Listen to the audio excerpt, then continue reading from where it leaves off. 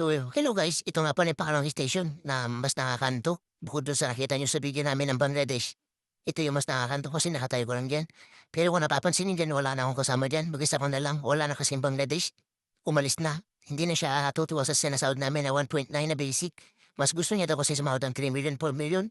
Pero sabi ko naman, kung pupunta ka sa mga ganong sahod, pagod din ang katawan, tsaka yung iba delikado. Sabi ko na lang mo, ingat ka po saan ka makakapunta ang company.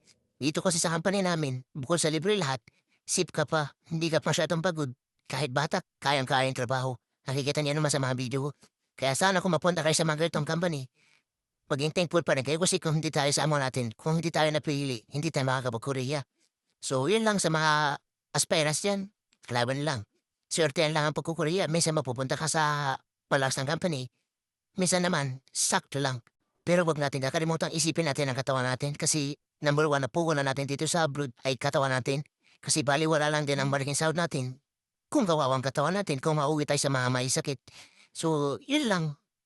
Anyong power, salamat sa panonood and pagsuporta sa video.